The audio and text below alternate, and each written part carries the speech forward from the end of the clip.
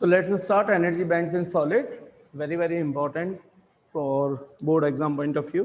इसका डायग्राम अक्सर पूछा जाता है कि what is the energy bands for semiconductor या draw the energy band for semiconductor. Solid में कोई से भी solid बोले तो metal, insulators and semiconductors. किसी के लिए भी पूछा जा सकता है हमें energy band, और इसका 3 डायग्राम तो बनेंगे मेटल, सेमीकंडक्टर और इंसुलेटर के लिए, जो कंपैरेटिवली सिंपल होते हैं, जिसमें सिर्फ हमें एनर्जी गैप शो करना होता है, और एक डायग्राम जो हम शो कर रहे हैं सिर्फ पर्टिकुलर एसआई के लिए। ठीक है, तो एसआई के लिए करेंगे। जो काम एसआई में होगा वही काम कार्बन में भी होता है, तो हम कार्बन से इसको समझते हैं, क्योंकि कार्बन वाली फैमिली के अंदर ही आपका क्या आता है, सिलिकॉन आता है। ठीक है, तो कार्बन की बात करें तो कार्बन होता है क्या, Z is equals to 4, electronic configuration 1s2 2s2, sorry, Z is equals to 6, 1s2 2s2 2p2। Outermost shell की बात करें तो आउटर मोस्ट शेल है, इसके अंदर n is equals to 2, second shell है। सेकेंड शेल के अंदर अगर टोटल नंबर ऑफ इलेक्ट्रॉन्स या वैलेंस इलेक्ट्रॉन पूछे जाए तो 2 and 2 4, टोटल 4 इलेक्ट्रॉन्स है। इसका मतलब इसकी अगर रिप्रेजेंटेशन करनी है मुझे कार्बन की, तो ये इस तरीके से कुछ रिप्रेजेंट किया जाएगा, 1 2 3 4, ऐसे 4। तो जब हम आगे डिस्कशन करेंगे तो उसके अंदर सिर्फ ऐसे शो कर देंगे कि ये न्यूक्लियस हो गया, और न्यूक्लियस के चारों तरफ ये हो गए इसके इलेक्ट्रॉन्स। ठीक है, इनमें से 2 इलेक्ट्रॉन्स कौन से हैं, 2s वाले, और 2 इलेक्ट्रॉन्स हैं 2p वाले। ठीक है, अच्छा, हमें पता है कि आइसोलेटेड एटम्स वो एटम्स होते हैं जो एक दूसरे एटम से इंटरेक्ट नहीं करते हैं, टोटली इंडिपेंडेंट होते हैं, यानी कि हर एक आइसोलेटेड एटम की एक सिंगल एनर्जी लेवल होती है। ठीक है, तो अगर मैं यहाँ पर एटम्स बना दूं, यहाँ पर 1 2 3 4 5, ये सब अगर आइसोलेटेड बोले जा रहे हैं तो हर एक अपनी अपनी एक सिंगल क्या रख रहा होगा, एनर्जी लेवल रख रहा होगा। जितना एटम उतनी एनर्जी लेवल्स। तो इसका भी एक, इसकी भी एक, इसकी भी एक, इसकी भी एक, इसकी भी एक, टोटल अगर काउंट करें तो 5 एनर्जी स्टेट है, 5 एनर्जी स्टेट्स आपस है। अब लेकिन जैसे ही हम किसी 2 आइसोलेटेड एटम को पास में लाते हैं तो इनके इलेक्ट्रॉन, इनके बीच में इंटरेक्शन चालू हो जाता है, और जैसे इंटरेक्शन स्टार्ट होता है अब ये अपनी एनर्जी को क्या कर लेते हैं, डिवाइड कर लेते हैं, स्प्लिट कर लेते हैं। जितने एटम्स मिले तो यहाँ पर कितने हो गए, 2 एनर्जी लेवल्स। 2 एनर्जी लेवल्स में भी हर एक एनर्जी लेवल उन सब एनर्जी लेवल्स में डिवाइड हो जाता है जितने वैलेंस शेल इलेक्ट्रॉन प्रेजेंट होते हैं। अगर एक ही है तो कितने में डिवाइड कर लेगा, एक में। फर्दर एक 2 अगर इलेक्ट्रॉन्स हैं तो हर एक एनर्जी लेवल कितने में डिवाइड हो जाएगा, 2 में। कहने का मतलब उतने नंबर ऑफ एनर्जी लेवल्स बनाने होते हैं जितने टोटल नंबर ऑफ इलेक्ट्रॉन्स हैं मिनिमम। ये तो वो है, लेकिन ये एनर्जी लेवल्स इलेक्ट्रॉन के बेस पे नहीं बनती है, ये किस बेस पे बनती है, ऑर्बिटल के बेस पे बनती है। ऑर्बिटल बोले तो फॉर एग्जांपल हमें पता है कि s ऑर्बिटल में, ये अगर मैंने s ऑर्बिटल बना दिया, चाहे 1s हो 2s हो कोई सा भी हो, अगर s ऑर्बिटल है तो इसमें कितने मैक्सिमम इलेक्ट्रॉन्स अकोमोडेट किए जा सकते हैं, 2। तो इसका मतलब कहीं पे भी अगर s ऑर्बिटल आ जाएगा तो मुझे ये करना है कि मेन एनर्जी स्टेट को, मेन एनर्जी लेवल को 2 पार्ट्स में डिवाइड कर देना है फॉर एनी s ऑर्बिटल। इसी तरीके से भले उसमें 1 इलेक्ट्रॉन प्रेजेंट हो या 2 इलेक्ट्रॉन प्रेजेंट हो, डजंट मैटर। फिर इसी तरीके से मान लीजिए कहीं पे p आ गया, हमें पता है p के अंदर टोटल 3, p सब शेल में 3 ऑर्बिटल्स होते हैं, और हर एक ऑर्बिटल के अंदर 2 इलेक्ट्रॉन्स अकोमोडेट किए जा सकते हैं, तो टोटल कितने अकोमोडेट हो सकते हैं, 6। इसका मतलब p के लिए how many number of states will be form, 6। तो अगर मुझे a की पर्टिकुलर उसके लिए px py pz हर एक में 2 इलेक्ट्रॉन, तो 2 तो हो गई मेरे पास s की, फर्दर मेरे को 6 किसकी क्रिएट करनी है, p की। तो अब यहां ध्यान से देखें आप, आउटर मोस्ट के अंदर क्या है, 2 इलेक्ट्रॉन्स हैं। ठीक है, 2 इलेक्ट्रॉन से पहले क्या चीज है, s। ये 2 इलेक्ट्रॉन किसमें, s में। इसका मतलब जैसे ही कार्बन एटम, 2 कार्बन एटम की अगर समझें अब यहां पर हम कि ये 4 इलेक्ट्रॉन्स की पिक्चर डायग्राम बन गया, तो अब जैसे ही 2 कार्बन, आइसोलेटेड कार्बन एटम दूर दूर से पास में लेकर के आए, पास में जैसे लेकर के आए ये इंटरेक्ट कर गए। इंटरेक्ट करते ही यहां पर सबसे पहले तो 2 एटम से 2 एनर्जी लेवल जनरेट हुए, एक E1 बोल दूं और एक E2 बोल दूं। कितने, किस वजह से दो हुए? जितने नंबर ऑफ एटम्स पास में आए उतने एनर्जी लेवल क्रिएट हुए, E1 एंड E2। अब हर एक each carbon atom is containing 2s and 2p state. अगर 2s स्टेट की बात की जाए तो s state is having maximum how many electrons? 2। s के अंदर कितने मैक्सिमम इलेक्ट्रॉन्स अकोमोडेट कर सकते हैं? 2। तो ये मैंने बना दी E1 के अंदर ये 2s की 2 states, 2 energy states for 2s। ठीक है, इसी तरीके से ये किसके लिए बात कर रहा हूं? ये फर्स्ट वाले कार्बन के लिए। इसी तरीके से देखा मैंने तो यहां पर क्या है? 2p। p के अंदर मैक्सिमम कितने इलेक्ट्रॉन्स अकोमोडेट किए जा सकते हैं? 6। इसका मतलब यहां पे पहले ही p ऑर्बिटल के लिए अपने आप energy will divide it into 6 states. तो हम यहां लिखेंगे 6 स्टेट्स फॉर 2p।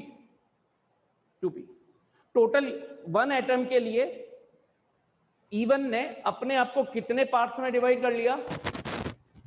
8 पार्ट्स में। 2 2s के लिए और 6 2p के लिए। ठीक है, तो देयर आर 8 सब energy levels for E1। Clear? अच्छा, अब इतने सारे अवेलेबल हैं, लेकिन हमारे पास इलेक्ट्रॉन कितने? ध्यान से देखें तो 2s में 2 इलेक्ट्रॉन फिल है, तो ये 2s इलेक्ट्रॉन इस एनर्जी लेवल में आ गया, पहला इलेक्ट्रॉन, और दूसरा इलेक्ट्रॉन इसमें आ गया। इसका मतलब 2 एनर्जी स्टेट्स ऑफ 2s में 2 इलेक्ट्रॉन्स के एनर्जी लेवल बन गए, है ना? 2 इलेक्ट्रॉन्स एनर्जी लेवल, या 2 स्टेट्स किसके लिए? 2 इलेक्ट्रॉन्स के लिए। सेकंड में बात करें, 6 स्टेट्स अवेलेबल है, लेकिन हमारे पास कितने? 2। तो इसमें से सिर्फ यूज में कितने आ पाएंगे? 2। तो ये रहेंगे, ऐसा नहीं है गायब हो जाएंगे, ये बने रहेंगे। तो इसका मतलब हमारे पास अवेलेबिलिटी है हमारे पास 6 स्टेट्स की। उनमें से फिल कितनी स्टेट्स हो चुकी होंगी? 2 states will be filled. So out of 6 states for 2p, 2 states for 2p2 will be filled, and remaining 4 states will be empty. Same काम ये मैंने पहले कार्बन एटम के लिए किया है, सेम काम किस में हो जाएगा? दूसरे कार्बन एटम के लिए। दूसरे कार्बन एटम का एक एनर्जी लेवल, उस एनर्जी लेवल के अंदर 2s और 2p है, तो s के लिए 2 में पार्ट हो गया और p के लिए 6 हो गए।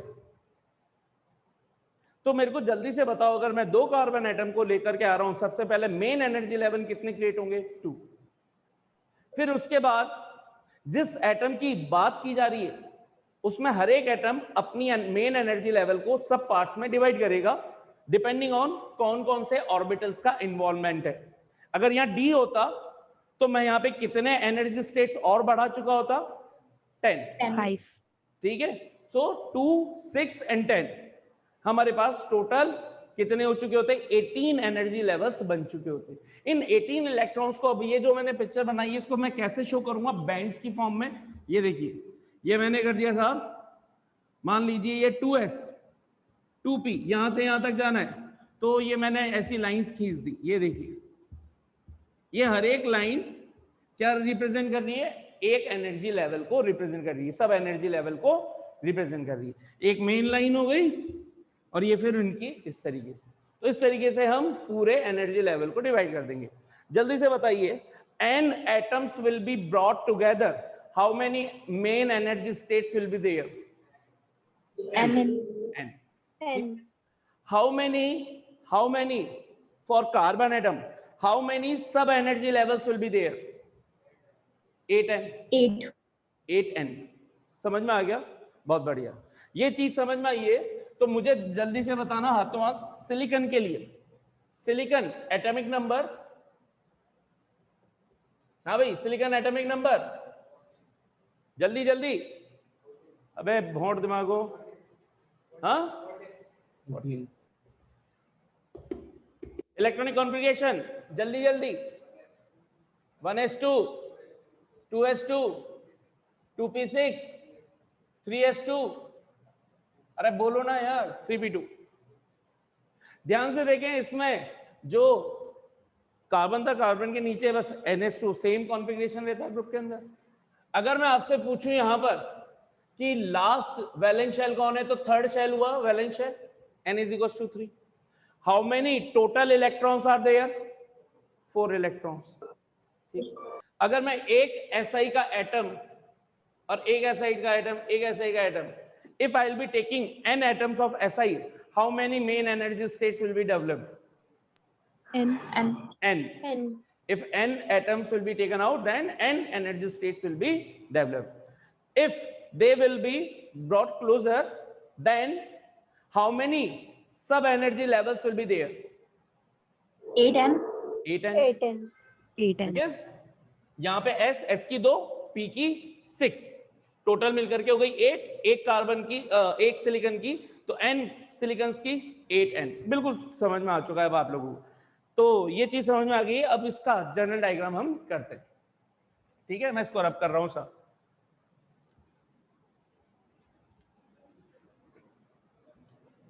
अब देखिए डायग्राम कैसे बनता है। हमने क्या कर दिया, ग्राफ बना रहे हैं हम एनर्जी बैंड के लिए। एक तरफ हमने ड्रॉ कर दिया डिस्टेंस,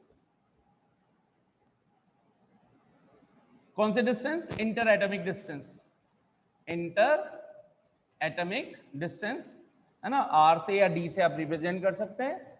और एक पर लिख दिया मैंने y एक्सिस पर एनर्जी। ठीक है, एनर्जी वर्सेस डिस्टेंस ग्राफ हम ले रहे हैं। इसके अंदर हम कुछ रीजंस ड्रॉ करेंगे। वो कुछ रीजंस किसको रिप्रेजेंट कर रहे होंगे? तो देखिए यहां पर, ये यहां पे हमारा है न्यूक्लियस ओरिजिन।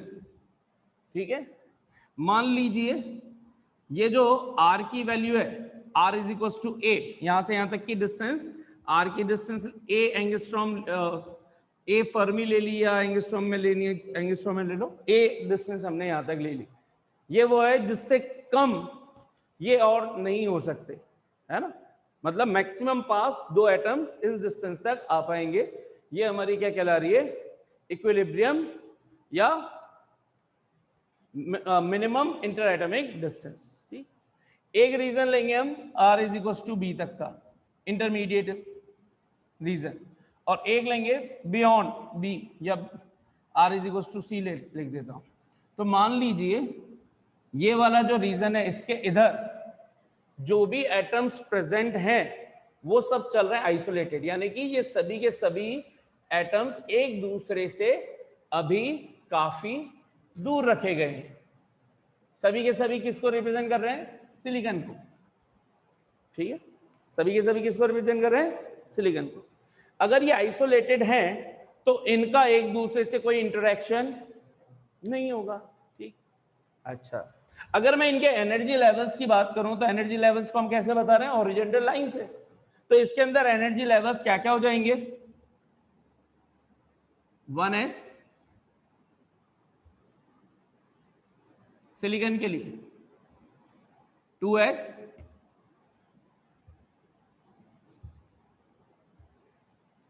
थोड़ा सा और इसको कम कर देते हैं यहीं पर ताकि ऊपर मेरे पास स्पेस अच्छी खासी रहे, 1s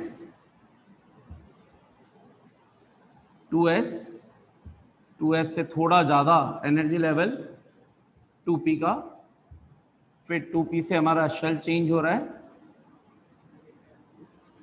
3s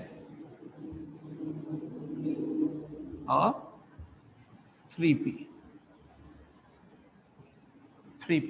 ये हमारे रीजंस हो गए एनर्जी के, डिफरेंट लेवल्स हो गए। ठीक है सर, अच्छा, अब हुआ क्या कि मैं यहां से एटम्स को पास लाने वाला हूं, एटम्स को पास में लाने वाला। जब पास में लेकर के आऊंगा तो इस रीजन में मैं कहीं पे भी लेकर के आ जाऊं, हर एक के कॉरेस्पॉन्डिंग एक ही एनर्जी लेवल बना हुआ रहेगा। वो एनर्जी लेवल अपने आप को डिवाइड नहीं करेगा। क्यों नहीं करेगा? क्योंकि ये पूरा रीजन कैसा चल रहा है? आइसोलेटेड चल रहा है। इसका मतलब है इस डिस्टेंस के बियॉन्ड अगर R की वैल्यू C से ज्यादा ले रहे हो, आप इस रीजन में आ रहे हो, then it means no atom will be interacting with each other. And if it will not be interacting, हर एक की एक इंडिविजुअल एनर्जी लेवल रहेगी और उन एनर्जी लेवल को 1s 2s 2p 3s, यानी ये डिवाइड नहीं हुई है अभी। अब मैंने क्या किया, मैं यहां तक लेकर के आया, यहां आने के बाद अब हो क्या रहा है बेसिकली, अब ये इनके अंदर धीरे धीरे इंटरेक्शन स्टार्ट हो रहा है। अब जैसे ही हम C से B के बीच में आए, इंटरेक्शन स्टार्ट हो गया साहब। इसको थोड़ा और ऊपर बनाते हैं। इंटरेक्शन स्टार्ट होने का मतलब है अब ये P वाले अपने आप को डिवाइड कर लेंगे किसके अंदर, कितने रीजन्स के अंदर, कितने रीजन में डिवाइड कर लिया इन्होंने, 3 4 5 6 एनर्जी स्टेट्स में डिवाइड कर लिया। ठीक इसी तरह से ये जो 3s वाले हैं जो यहां तक अभी डिवाइड नहीं हुए थे, ये भी जैसे जैसे मैं अब एटम्स को पास में ला रहा हूं, इनके बीच में इंटरेक्शन स्टार्ट हो जाएगा और ये भी अपने आप को डिवाइड कर लेंगे कितने रीजन्स के अंदर, 2 रीजन्स के अंदर, 2 एनर्जी लेवल्स के अंदर। ध्यान से देखें, जैसे जैसे मैं पास में लेकर के आ रहा हूं, पास में ला रहा हूं, उनके बीच में इंटरेक्शन बढ़ता जा रहा है, बढ़ता जा रहा है। एक सिचुएशन ऐसी आएगी कि इसका एक रीजन और इसका दूसरा रीजन ये आपस में मर्ज हो जाएंगे, पता ही नहीं चलेगा कि कौन किसका रीजन है। ये देखिए यहां पे अगर मैं आपको बोल दूं कि ये वाला रीजन देखिए, ये R is equal to A से B का, केवल ये जो मैंने लाइन खींची है ये वाला रीजन, तो आप बता नहीं सकते कि ये वाला 3s का है या 3b का है। यहां पर ये आकर के क्या हो चुकी है, मर्ज हो चुकी है। ठीक है, ये एनर्जी लेवल्स हो गए मर्ज, मर्ज हो गए साहब। ठीक, ये काम किसमें भी चल रहा होगा, इनमें भी चल रहा है ये काम, ऐसा नहीं कि इनमें नहीं हो रहा। ये 1s होगा, ये देखो ये डिवाइड हो गया 2 में, ये 2s है, ये फर्दर डिवाइड हो गया 2 में, यहां आकर के मर्ज हो गए। ये 2p है। अच्छा, जो मर्ज होंगे जनरली वो कौन से मर्ज हो पाएंगे, सेम शेल वाले। तो ये जो 2p के 6 रीजन्स होंगे वो किसके साथ मर्ज हो जाएंगे, 2s के साथ। ठीक है, 1s 2p के साथ डायरेक्टली मर्ज नहीं होता, गैप एक्चुअल में थोड़ा ज्यादा होता है 1s और 2s के बीच में, लेकिन ये यहां पर डिवीजन हो गया। इसका मतलब 2 एनर्जी स्टेट्स, 2 स्टेट्स तो हमें मिल गए 1s के लिए, 2 स्टेट्स मिल गए 2s के लिए, इसी तरह से 2p के लिए। लेकिन हमें डिस्कशन किस चीज का करना है, वैलेंस शेल का। तो वैलेंस शेल के अंदर अगर मैं पूछूं कि यहां पर ये ऊपर, यहां पर ये कितने स्टेट्स चल रहे हैं, 6। अगर मैं n एटम्स को लेकर के आया हूं तो बताइए मेरे पास कितने एनर्जी स्टेट्स अवेलेबल हुए, यहां पर अवेलेबल स्टेट्स, एनर्जी स्टेट्स, बोलिए जल्दी से, 6n।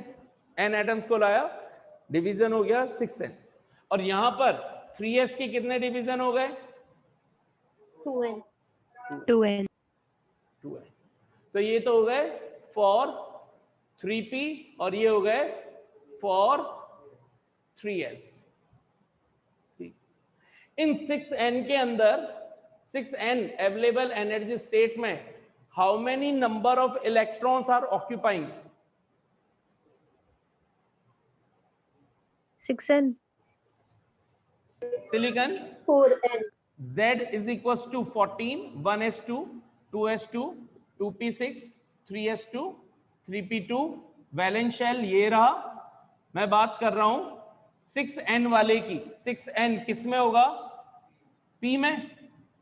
p के अंदर कितने इलेक्ट्रॉन्स अकोमोडेट करने हैं हर एक एटम के, 2। तो n एटम्स के कितने अकोमोडेट किए जाएंगे, 2n। 2n। तो यहां पर क्या आ जाएगा, अवेलेबल एनर्जी स्टेट्स तो हैं p के लिए, हर एक के लिए 6, n एटम के लिए हो गए 6n, इसमें से 2 को अकोमोडेट करना है तो कितने हो जाएंगे, 2n। सो मैं यहां पर क्या लिखूंगा, 2n are filled, 2n states are filled out of 6n। ठीक इसी तरीके से 3s, के लिए अवेलेबल है मेरे पास 2n। इसमें से फील्ड कितने हैं?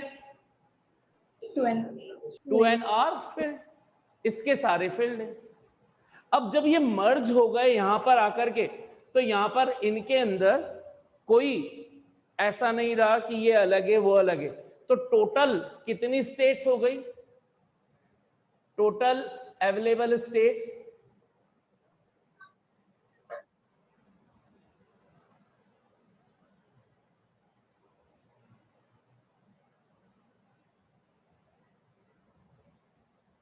टोटल अवेलेबल स्टेट्स कितनी हो गई साहब?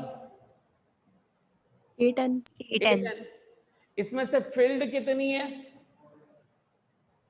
6n गलत जवाब। 4n 2n 8n 2n 4n p की और 2n s की कितनी? 4n 4n। 4n field 4n है, तो एम्प्टी कितनी बच रही है? 4n इसमें क्या हो गया? अब 4n स्टेट्स हैं खाली और 4 स्टेट्स हैं भरी हुई, है ना? समझ में आती है बात? पहले मैं एक काम करता हूं, इसको पूरा कर देता हूं, फिर क्योंकि हो सकता है मुझे एक दूसरी क्लास में भी कुछ बताना पड़े, तो अभी पहले मैं इसको कंप्लीट करता हूं, फिर इसको एक एग्जांपल के थ्रू बताऊंगा आपको, रियल लाइफ के एग्जांपल के थ्रू। ठीक है? अब होता क्या है, यहां तक आ चुके हैं हम।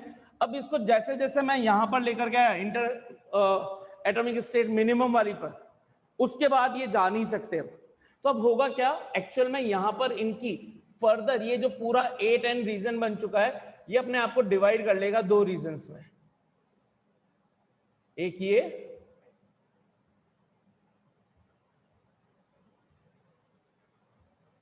और एक ये, ऐसा कुछ। तो ये 2 रीजन में इसने डिवाइड कर लिया अपने आप को। इसमें से ये लोअर रीजन कहला रहा है 4n वाला, जो पूरा का पूरा क्या है, फील्ड वाला, है ना? 6n 8n टोटल थे, 4n फील्ड है। वो इसने क्या किया, जैसे जैसे अब आप और इधर आ रहे थे, एक ही तरफ आ रहे थे यहीं से, इसने एनर्जी फील्ड को 2 पार्ट में सेपरेट कर लिया, एक लोअर एनर्जी फील्ड्स में और एक हायर या अपर एनर्जी फील्ड में। अपर एनर्जी फील्ड वो फील्ड है जो खाली पड़ी हुई है, 4n एम्प्टी। ठीक? और बीच में स्प्लिटिंग इस तरीके से हुई कि बीच में एक ऐसा खाली जगह आई जहां इलेक्ट्रॉन रहना भूल गए, इलेक्ट्रॉन आना ही भूल गए। इलेक्ट्रॉन या तो यहां पे हो सकते हैं या फिर इलेक्ट्रॉन वहां हो सकते हैं, क्योंकि स्टेट्स कहां कहां अवेलेबल है, एक ऊपर और एक नीचे।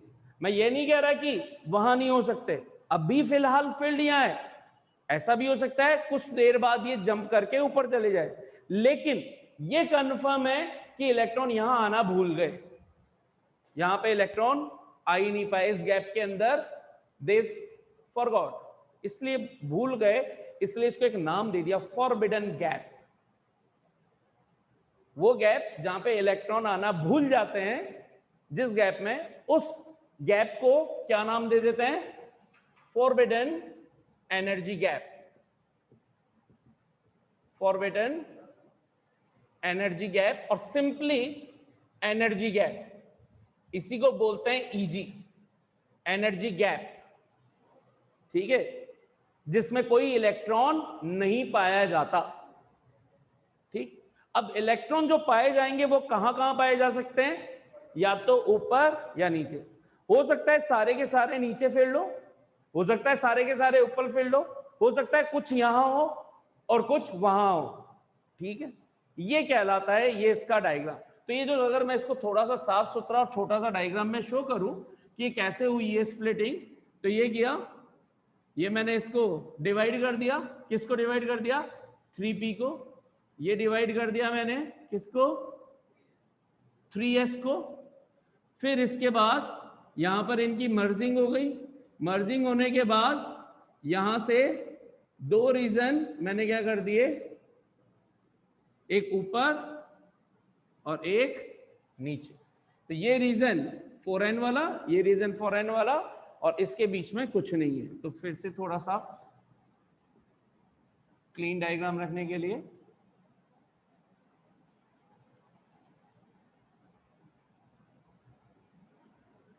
ये देखिए, ये कुछ इस तरीके का रीजन बन गया। ये आपका क्या कहला गया, यहां से यहां तक का energy gap, forbidden energy gap. ठीक है, ये वाला रीजन जहां पर सब कुछ एक जैसा नजर आ रहा है, ठीक है, वहां पे सारी चीजें मर्ज है। इसका मतलब यहां पर ना कोई 3s है ना कोई 3p, कोई हायर एनर्जी कोई लोअर एनर्जी नहीं, सभी के हम बोल रहे हैं कि सभी एक साथ हैं। अभी यहाँ पे हैं अलग अलग लेवल्स में, एनर्जी लेवल्स ऐसे ही चल रहे हैं, लेकिन जो अभी इसमें डिस्टिंग्विश हो पा रहा था कि ये 3p का रीजन चल रहा था, ये 3s का रीजन चल रहा था, वो हो गया गायब। ठीक है, यहां तक कितनों को समझ में आ गया ये diagram, energy band diagram properly? तो देखो अभी यहां पर इसको अगर डेली लाइफ के एग्जांपल से मैं रिलेट करूं तो आप चाहो तो क्लासरूम समझ सकते हो, कोई ऑडिटोरियम समझ सकते हो, या फिर कोई सिनेमा हॉल समझ लो। तो क्योंकि आप ऑडिटोरियम में कम जाते हैं, क्लासरूम आप बंक वंक कर देते होंगे, मूवी का नाम आ जाए और आप नहीं जाओ, टिकट्स हो तो ऐसा नहीं होता। तो मूवी सिनेमा हॉल की बात करते हैं सर। सिनेमा हॉल के अरेंजमेंट सभी को पता है, वो एक अच्छे व्यू में सबके माइंड में फिट होगी। कुछ सीट्स आगे की रो में, ध्यान से माइंड में सिनेमा हॉल लेकर के आओ, उसकी डायग्राम, एक रो सबसे आगे आगे की रो, एक इधर की तरफ है एक इधर की तरफ है, बीच में रास्ता है, और वो जो बीच वाला रास्ता है वो ऊपर की तरफ बढ़ता जा रहा है इंक्रीजिंग लेवल में। हाँ या ना, देखा है ना सबने सिनेमा हॉल? कोई बच्चा ऐसा हो जो कभी बेचारा मूवी देखने नहीं गया हो आज तक, कि सर मैंने तो सिनेमा हॉल कैसा होता है शक्ल ही नहीं देखी है, ऐसा कोई हो? नहीं है ना ऐसा तो कोई? ठीक है सर। तो देखो अभी यहां पर मान लीजिए ये हमारा है थिएटर। इस थिएटर में ये आगे की रोज जिसमें चेयर्स, और ये भी इधर की रोज, ये इसमें भी चेयर्स।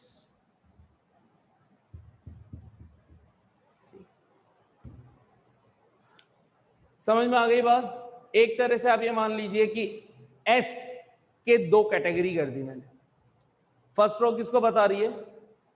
1s, और 1s के टोटल सब एनर्जी लेवल 2 है ना। अब ये जितनी सीट है उतने नंबर ऑफ इलेक्ट्रॉन या उतने नंबर ऑफ एटम्स आप मान सकते हो। जैसे मैंने बोला n एटम्स अगर होंगे, n एटम्स हुए तो कितने s वाले एनर्जी लेवल मिलेंगे? 2n। तो इसको सिंपल रखने के लिए मैंने बोल दिया कि यहां पर मैं काउंट ही कर लेता हूं, 1 2 3 4 5 6, 1 2 3 4 5 6, 6 and 6 12। तो साहब मैं यहां पर 6 एटम्स लेकर के आया, 6 एटम्स लेकर के आया, तो मुझे s के कितने एनर्जी लेवल मिलेंगे? 6 एटम से पहले तो main energy level 6 energy levels, उस 6 एनर्जी लेवल्स में से s के लिए कितने एनर्जी लेवल चले गए? 2 × 6 12। ठीक है, ये 12 मैंने बना दी। उसके पीछे फिर सीट्स हैं, ये पीछे सीट्स हैं, ये ऊपर बढ़ती भी जा रही है, बढ़ती भी जा रही है। अब ये हो गया 2s, फिर ये हो गया 2p। अब ध्यान से देखो, आप उसमें सीढ़ियां चढ़नी पड़ती है, हम लेवल पे भी ऊपर बढ़ते हुए जा रहे हैं। बिल्कुल साहब। अब हुआ क्या, कुछ बच्चे यहां पर बैठ चुके हैं, यानी कि आकर के पूरी रो भर ली। कुछ बच्चे पी में बैठे हुए हैं, ठीक है, पी को भी फिर हमने फर्दर डिवाइड कर दिया, केवल समझना है आपको। पी में कुछ बैठे हुए हैं और उसके नीचे एस में बैठे हुए हैं। अब हुआ क्या, हमने कहा कि हमें लग रहा है ऐसा कि अभी और आ सकते हैं। मैंने कहा पीछे से आगे आओ, पीछे से आगे आओ, और आगे वाले पीछे जाओ, यानी कि हम चेयर को शिफ्ट कर रहे हैं। चेयर्स लगी हुई है पोर्टेबल, है ना, तो चेयर्स को इधर आगे से पीछे की तरफ करी और पीछे वाली को आगे करी। तो ये जो इनके बीच में ये बता रहा था कि आप कौन सी वाली सीट को लेकर के बैठे हो, प्लेटिना, गोल्ड, सिल्वर, ऐसे होता है ना। तो मान लीजिए यहां पर है सिल्वर, सिल्वर वाली टिकट खरीदी थी, फिर यहाँ पे गोल्ड वाली टिकट खरीदी थी, और सबसे ऊपर गोल्ड, है ना, बालकनी वो चल रही थी। अब क्या किया, मैंने कहा गोल्ड वालों को भी आगे आओ, प्लेटिना वाले को भी आगे आओ, और गोल्ड वाले को पीछे जाओ, ये सिल्वर वाले को पीछे जाओ। अब हुआ क्या, ये सारे के सारे जब यहां पर देखे तो कोई इनके बीच में गैप ही नहीं बचा। अब सिल्वर प्लेटिना, मतलब इसको छोड़ दे तो प्लेटिना एंड गोल्ड एक हो चुके हैं, ये सारे के सारे एक हो गए। ये वो स्टेट है जब हम एटम्स को पास में ला चुके थे, ठीक है, सब एक हो गए। अब मैंने कहा कि यार एक काम करते हैं और आ सकते हैं, क्या करें, एक काम करो सब लोग एक साथ अरेंज हो जाओ, बाकी के चीजों को खाली छोड़ दो, उनको हम ऊपर शिफ्ट कर देंगे। तो सबने क्या किया, जो सारे फील्ड वाले थे वो इनिशियली जो आगे की खाली पड़ी हुई थी उनमें चले गए, जो ये खाली बची उन सबको हमने ऊपर भेज दिया। तो एक इकट्ठे सब लोग एक साथ बैठ गए यहां पर आकर के, और जो बाकी की बची उन सबको ऊपर भेज दिया, और इस बीच की जगह को खाली छोड़ दिया हमने, इस बीच की जगह को पूरा खाली छोड़ दिया। यानी कि चेयर्स बस अब मेरे पास या तो यहां है या बिल्कुल ऊपर है, या तो बिल्कुल आगे या ऊपर। तो ये बन गए हमारे दो बैंड, ये दो, इसके अंदर आकर के सब बराबर हो गए थे। सब बराबर होने के बाद हमने क्या किया, जो फील्ड हो गए थे उनको कहा एक साथ आ जाओ, तो ये एक साथ आ गए इस रीजन में, तो ये फील्ड होकर के एक साथ आ गए 4n। रिमेनिंग जो खाली सीट्स बची 4n उनको हमने सबसे ऊपर भेज दिया, बीच की जगह खाली करवा दी हमने कि खाली कर दो साहब यहां से, ये हो गई बीच की सारी जगह खाली। ये इसको बोल दिया हमने फॉरबिडन गैप, इसमें किसी को नहीं बैठना, सब लोग यहां पे बैठे। हाँ, लेकिन इसका मतलब ये नहीं है कि यहां नहीं जाया जा सकता, ठीक है, आप लोग मुझे पैसे दो मैं आपको ऊपर भेज दूंगा। इसका मतलब इलेक्ट्रॉन को एनर्जी दो, इलेक्ट्रॉन कहां चला जाएगा, बालकनी में देखना है ना भाई। कुछ लोग बोल सकते हैं ना, सर बालकनी खाली पड़ी हुई है हम ऊपर क्यों नहीं जाए, भाई बेटा पैसे लाओ पैसे दो, जाओ, पैसे लाने का मतलब एनर्जी दो। तो इनको एनर्जी चाहिए, ये कहां जाएंगे, अच्छा क्या यहां बैठ सकते हैं क्या, कुछ है ही नहीं बैठने के लिए, तो कहां जाना पड़ेगा, सीधा ऊपर। सीधा ऊपर जाने के लिए इनको एनर्जी रिक्वायरमेंट, कितनी एनर्जी रिक्वायरमेंट है, जितना यहां से चल के जाना पड़ेगा। कितना चल के जाना पड़ेगा, जितना फॉरबिडन गैप की एनर्जी है, जिस एनर्जी का लेवल चल रहा है उस एनर्जी जितना चल के जाना पड़ेगा। तो ये हो जाता है इसका डायग्राम। तो सिंपल डायग्राम ये फॉरबिड इस पूरे का फिर से एक बार मैं दिखा देता हूं आपको। इसका जो डायग्राम बनेगा कुछ इस तरीके का,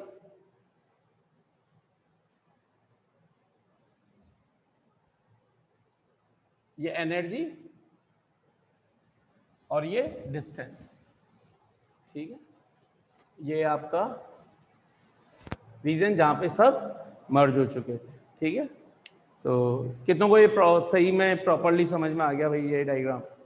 अगर ये समझ में आया तो अब देखो, अगर ये पूरा कॉन्सेप्ट समझ में आ गया तो आप ध्यान से समझिएगा। ये जो फील्ड स्टेट्स हैं, इस फील्ड स्टेट को बोलते हैं हम, जिसमें जो कंप्लीटली फील्ड स्टेट्स आए हमारे पास 4n वाले, इनको बोलते हैं वैलेंस बैंड।